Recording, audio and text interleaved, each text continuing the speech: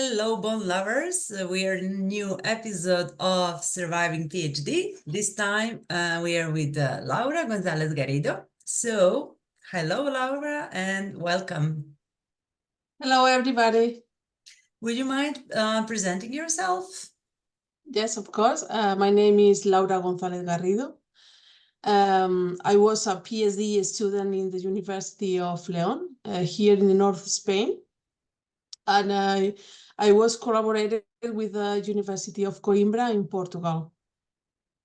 You're the most recent of survivors, so I'm really happy that you're accepted to talk with us about this because it's you're like the freshest with this post-traumatic events and traumas.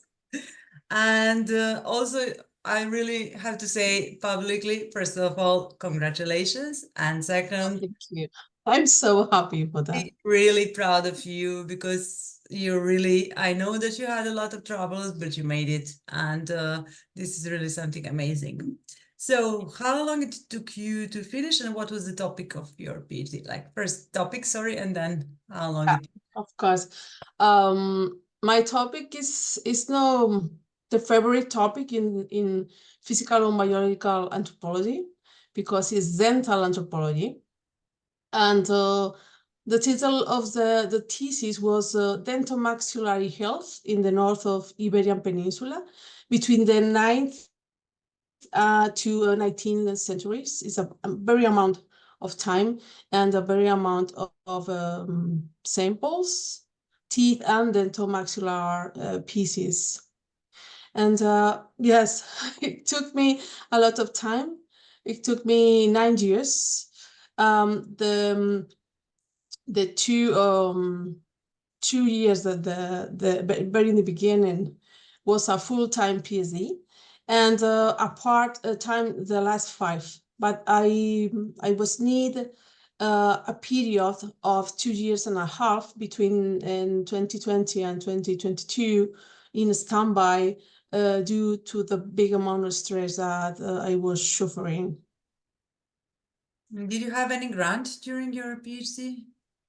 I have not any type of institutional grant or scholarships, but I had the opportunity to travel to Portugal thanks to the Erasmus Plus doctorate that allowed you to pay for accommodation and thus be able to do the doctoral stage that are required of you to obtain the international mention in Spain.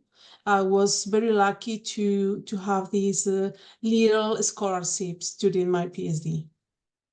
And did you work while you accomplishing your PhD? I did, but only the last 4 months of my PhD, when I was essentially in the final stage of writing. I would only recommend to everybody that if your job and the PhD work need to be essentially the same thing or overlapped greatly. But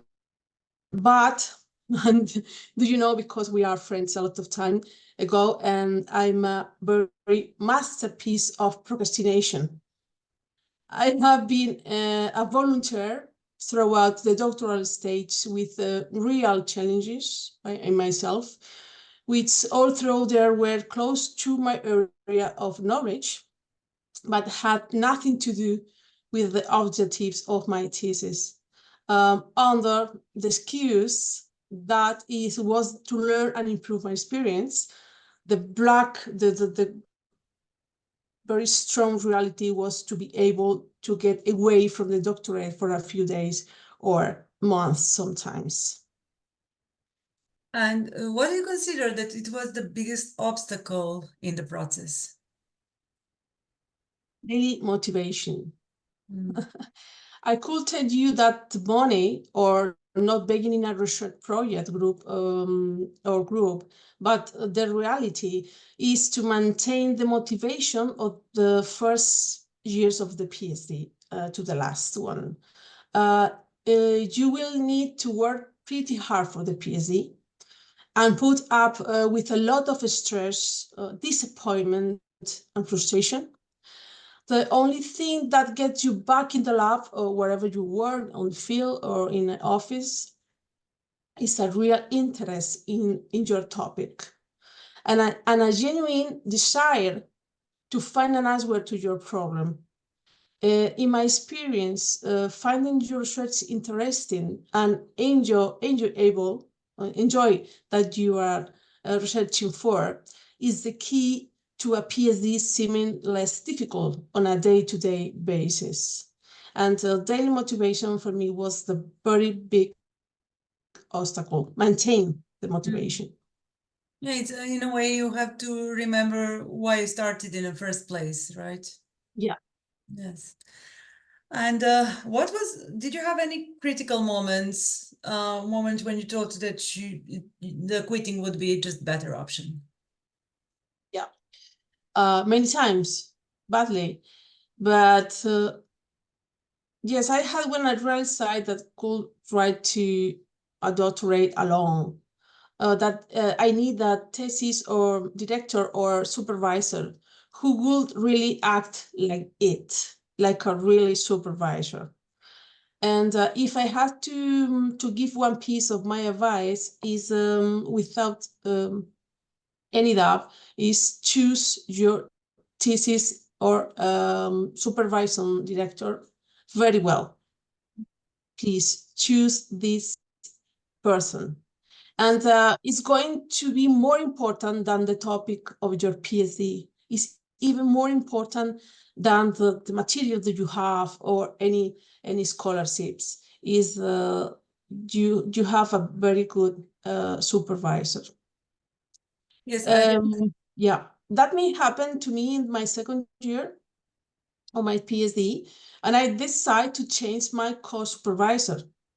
It was the best decision of my life within the doctorate.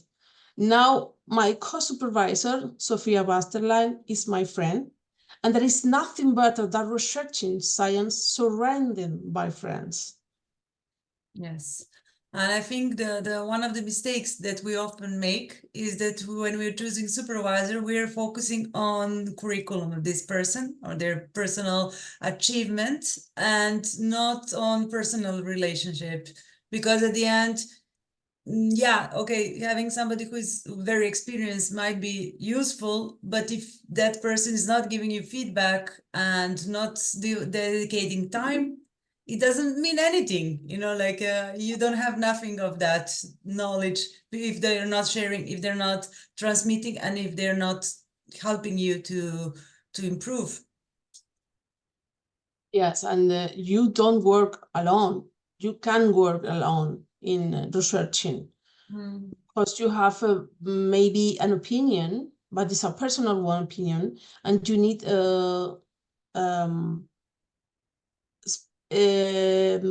speak with all people, friends or not, about your topic, because sometimes you have like a fixed idea, but sometimes it's wrong, and you can lose a lot of time in a wrong idea. You need to have this feedback. Yes, feedback is very important when we are in a PhD degree. Yes, I totally agree. And have you had have you felt any psychological problems such as anxiety, depression, cabin fever, imposter syndrome, or any of it? And how did you fight it? Yeah, getting a PhD can be fun. Mine was spectacularly not fun overall. I have been in that hole. It's really, really sucks. The whole of depression, the whole of imposter syndrome, and full of anxiety that you are not doing the best of yourself. And I was dangerously depressed in a way that I never come close to in my working life. I feel this for the first time during my PhD. And during the the fourth year of the study of the research. And I think that as a PhD student, your only job is impress your advisor, your supervisor, and you do this by successfully completing your research. And you aren't really in control with whatever your research succeeds. You are not in control of everything. It's impossible. And you can do something wrong, but then you fail.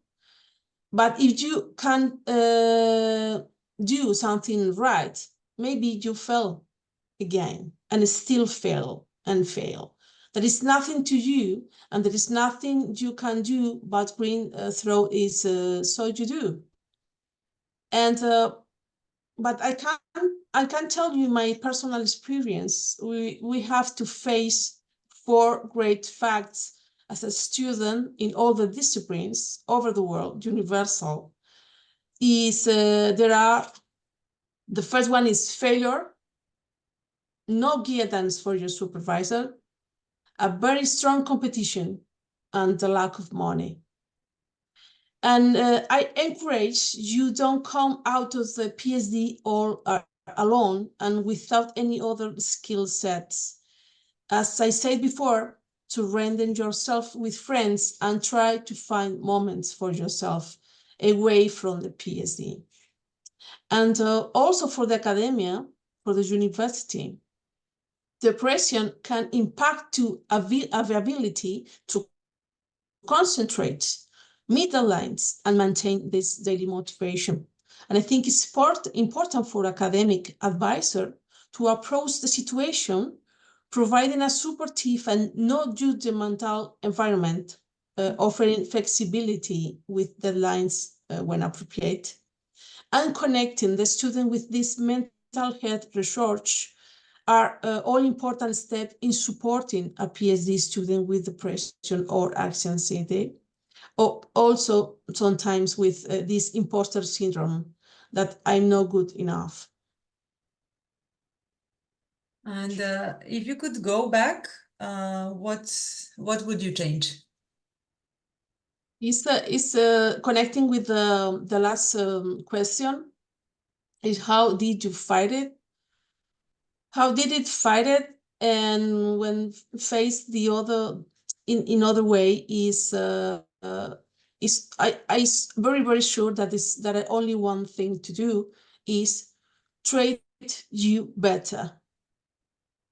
And basically 2 things. The first one is don't anticipate the failure, but try to get into the place where the result concerns your intellect rather than your emotion, your brain rather than your heart. And the secondly is don't put too much pressure on yourself to achieve and be superhuman or super researching people or a super research. Okay, it's okay to be an ordinary human from time to time. And now I have my PhD after storms, many storms. So it is possible because I'm here and it's possible. And I don't regret doing it. Nobody can take the achievement away from me. And don't give up, don't give up. It's possible. But yes, remember that we need to treat us better.